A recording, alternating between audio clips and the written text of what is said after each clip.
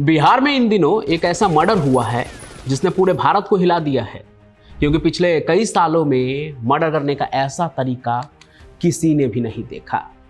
इन दिनों पंजाब अंडरवर्ल्ड जो है वो काफ़ी एक्टिव है, लेकिन वहाँ भी शूटर्स जो है ना मुंह छिपा कर आते हैं, कांड करके वापस भाग जाते हैं।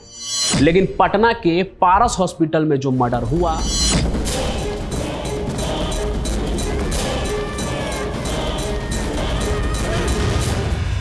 उसके सीसीटीवी फुटेज को देखने के बाद मरने वाले से ज्यादा मारने वाले किलर की बातें शुरू हो गई कि आखिर कौन है ये, मर्डर करने के बाद भी इतने स्वैग में चल रहा है।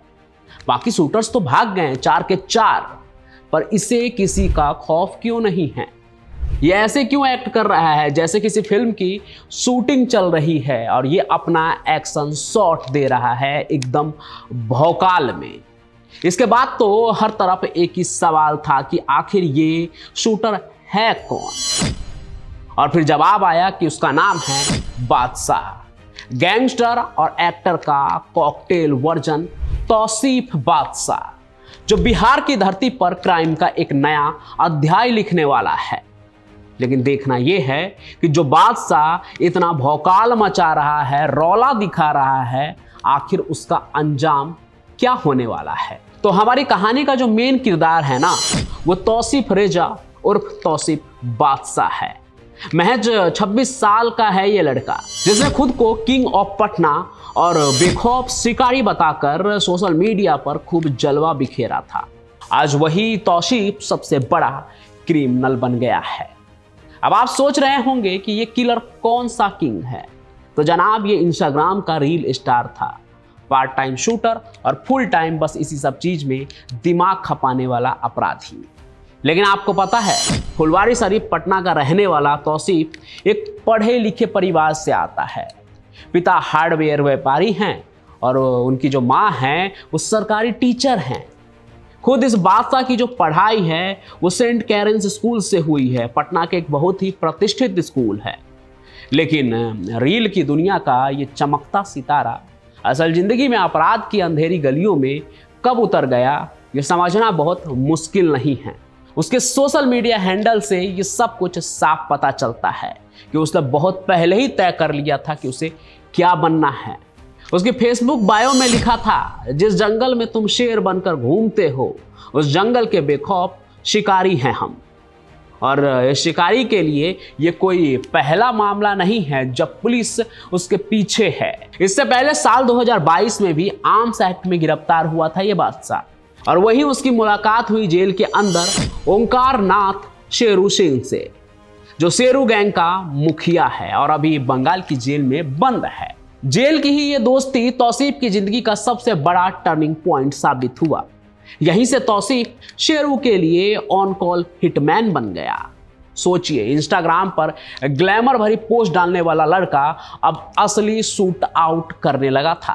अब बात करते हैं कहानी के दूसरे अहम किरदार की, जो इस खूनी खेल का टारगेट बना। नाम है चंदन मिश्रा। हालांकि चंदन भी कोई शरीफ आदमी नहीं था, खुद 24 संगीन मामलों में फंसा हुआ अपराधी था। पुलिस रिकॉर्ड में इसका नाम भी गैंगस्टर के तौर पर दर्ज था। अपने इलाके में बक्सर में वो किसी बाहुबली की तरह घूमता था, उसका रौला ही अलग था। तो सवाल ये उठता है कि आखिर तौसीफ और शेरू चंदन को क्यों मारना चाहते थे? तो देखिए, कत्ल का जो है मामला भले ही नया है, जिसे बादशाह के कत्ल करने के भौकाली अंदाज ने फेमस कर दिया, लेकिन कत्ल करने की वजह जो है उसके पीछे की कहानी थोड़ी पुरानी है और गैंगवार, ईगो और पैसों का कॉकटेल है ये।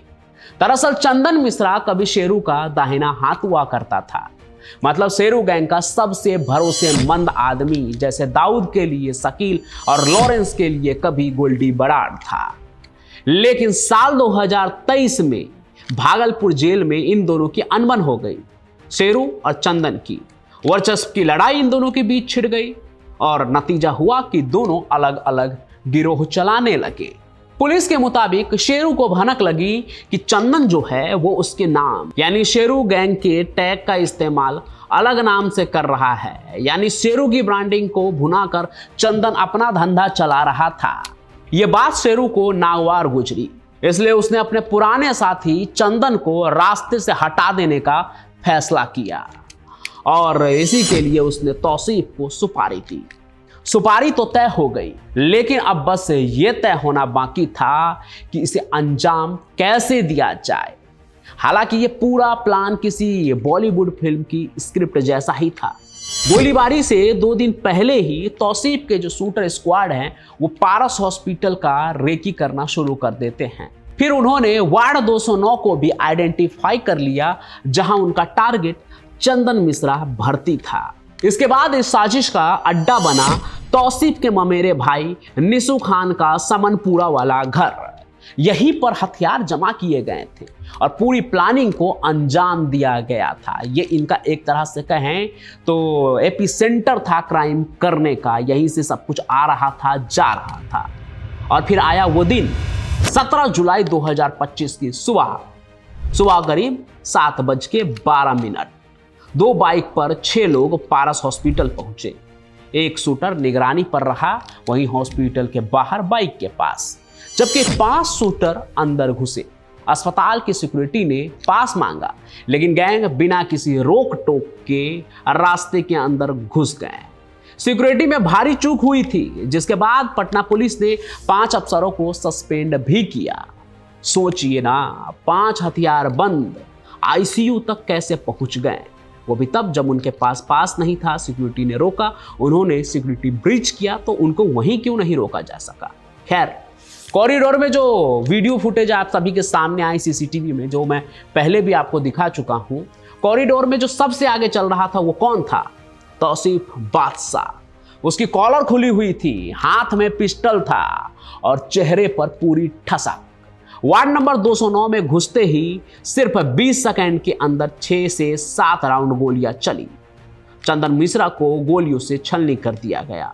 वो वहीं मौके पर ढेर हो गया। लेकिन सबसे हैरान करने वाला पल जो था वो अब सामने आया। शूट आउट के बाद बाकी 4 शूटर जो अपना चेहरा छुपा कर आए थे, टोपी पहने हुए थे, वो वहां से तो भाग निकले। वो 4 शूटर 10 सेकंड के अंदर ही। लेकिन तौसीफ उसी ठसक के साथ और बेखौफ अंदाज में बाहर निकला, जैसे उसे किसी का डर ही नहीं था। वो एकदम रौले में चल रहा था। फिर उसने अपनी पिस्तौल को जेब में डाली और टहलते हुए बाहर चला गया, जैसे उसे रोकने वाला कोई है ही नहीं। यहां तक कि सीसीटीवी कैमरे को भी वो घूर रहा था, जैसे उसे इस बात का भी कोई फिक्र नहीं था कि कहीं उसका चेहरा रिवील हो गया तो क्या होगा। ये सब कुछ देखकर, जो भी कैमरा में कैद हुआ, ये सब कुछ देखकर ऐसा ही लगता है कि तौसीफ चाहता था कि लोग उसे देखें, लोग उसे जाने, लोग समझे कि बिहार के आपराधिक पृष्ठभूमि में एक नया बाहुबली उभर रहा है, एक नया शूटर उभर रहा है जिसे किसी का डर नहीं है। वारदात को अंजाम देने के बाद शूटर वहां से बाइक से तो निकल गए, लेकिन इसके बाद वो स्कॉर्पियो से गया रोड की तरफ भागे। फिर वो कोलकाता के न्यू टाउन में एक गेस्ट हाउस में जाकर छिप गए। लेकिन इसके बाद पुलिस ने अपनी चाल चलनी शुरू की। भला पुलिस से बचकर अपराधी कहां तक जाएगा? कांड कर देना तो आसान होता है सुरक्षा के चूक को देखकर, लेकिन इसके बाद जब पुलिस आपके पीछे पड़ती है और तबीयत से पड़ती है तो आपको तो पकड़ ही लिया जाएगा। एसटीएफ ने मोबाइल लोकेशन को ट्रैक करना शुरू किया और 48 घंटे के अंदर 5 शूटर को दबोच लिया। इसके अलावा 3 मददगारों को भी पटना और बक्सर से पकड़ा गया। 20 जुलाई को तौसीफ और उसके साथियों को अलीपुर कोर्ट में पेश किया गया, जहां उन्हें ट्रांजिट रिमांड पर पटना ले जाया गया। लेकिन इस एक वारदात ने पटना पुलिस के लिए कई सिरदर्द पैदा कर दिए। अस्पताल में इतनी बड़ी वारदात का होना अपने आप में एक गंभीर सुरक्षा चूक थी। ऊपर से अभी इलेक्शन का माहौल है वो अलग। सरकार की तरफ से भी पुलिस वालों को प्रेशर जरूर होगा, क्योंकि अभी के वक्त पर क्राइम होना सीधे सीधे सरकार पे भी सवाल उठाता है। और इन दिनों सोशल मीडिया पर यह चीज आप देख ही रहे हैं, और यही वजह भी है शायद लगता है कि बहुत जल्दी ही कार्रवाई हुई और शूटर पकड़े भी गए। हालांकि पुलिस जब कार्रवाई करती है तो उनसे बच पाना मुश्किल होता है। शूटर और अपराधी तब तक ही आज़ाद रह पाते हैं जब तक कि उन पर कानून की जो लाठी होती है वो तबीयत से न टूटे। एक बार अगर कानून चाह ले तो बड़े से बड़ा अपराधी जो है ना तुरंत पकड़ा जाता है और उसे सजा भी होती है। खैर, इसके अलावा जो पुलिस के लिए एक और परेशानी है वो ये कि ये शेरू और चंदन जो है दोनों के अपने अपने समर्थक है, यानी कि ये दोनों जो गैंग के लीडर थे उनके आगे पीछे भी बहुत सारे लोग थे। ऐसे में बदला लेने की आशंका पर भी एसटीएफ को अलर्ट कर दिया गया है, यानी कि हो सकता है कि इन दोनों के बीच में गैंग वॉर जैसा भी कुछ दिखे। हालांकि बिहार में जो गैंग वॉर की तस्वीर होती है वो बाकी किसी जगह से अलग होती है और इसका एक सबूत आपने देखा है कि किस तरह से यहाँ अपराध को अंजाम दिया जाता है। पर इन सभी चीज़ों के बीच सबसे बड़ी चिंता तौसीफ जैसे रियल गैंगस्टरों से है जो युवाओं के लिए एक रोल मॉडल बन सकते हैं। पुलिस की साइबर सेल जो है अब ऐसे लोगों पर नजर रखेगी ताकि रियल लाइफ का स्टाइल असल सड़कों पर गोली बारूद के साथ न उतर जाए। हालांकि जो लोग ऐसा 1% भी सोचते हैं ना कि इस तरह का शूटर या अपराधी बनना बड़े भौकाल की बात है, सोसाइटी में रौला बन जाएगा, कोई आंख उठा के नहीं देखेगा, तो उनके लिए एक ही मैसेज है। बादशाह के जिस भौकाल को वायरल कर दिया गया, जिसको सब ने देखा कि वो बिना चेहरा छुपाए किसी को मार के आ गया और बिना डरे जा रहा था, अब जरा उसके अंजाम को भी देखिए कि मौजूदा वक्त में उसकी क्या हालत है। कानून की लाठी उस पर टूट रही है और तौसीफ बादशाह सलाखों के पीछे है और शेरू पहले से ही जेल में बंद है। चंदन मिश्रा तो इस दुनिया से ही रुखसत हो गया। भले ही खुद एक अपराधी था वो, लेकिन अंत आप देखिए कि अपराध के रास्ते पर चलने वाले का अंत क्या होता है। मैंने इस चैनल पर लगभग 500 से भी ज़्यादा कहानी सुनाई है आप लोगों को पिछले 2 सालों में, और हर कहानी में लगभग हर जो गैंगवार वाली कहानी होती, गैंगस्टर वाली कहानी होती है, उसके अंत में मैं एक चीज़ कहता रहता हूँ कि अपराध के रास्ते पर चलने वाले जितने भी लोग होते हैं उनका 3 ही अंजाम होता है। या तो वो बहुत ही छोटी सी उम्र में 35-40 साल की उम्र में वो इनकाउंटर में, गैंग वॉर में या दुश्मनी में इसमें मारे जाते हैं, या फिर उनकी पूरी ज़िंदगी जो है वो जेल के 4 दीवारी के अंदर गुजरता है।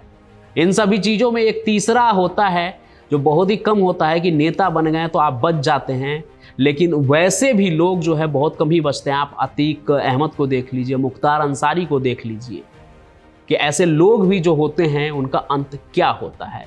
कुल मिलाकर अपराध के रास्ते पर चलना आपको एक तरह से मौत के दलदल में ही धकेलता है, तो ऐसे रास्ते से दूर रहना ही बेहतर है। बाकी जिस तरह से एक हॉस्पिटल में यह कांड हुआ, इसने पूरे शहर को दहशत में डाल दिया। सबके मन में एक ही सवाल है, जिस जगह पर लोगों की जान बचाई जाती है, जिस जगह पर डॉक्टर होते हैं जिसे लोग भगवान समझते हैं, वहाँ पर लोग अपनी जान की रक्षा के लिए जाते हैं, अब वो जगह भी सेफ नहीं रहा है।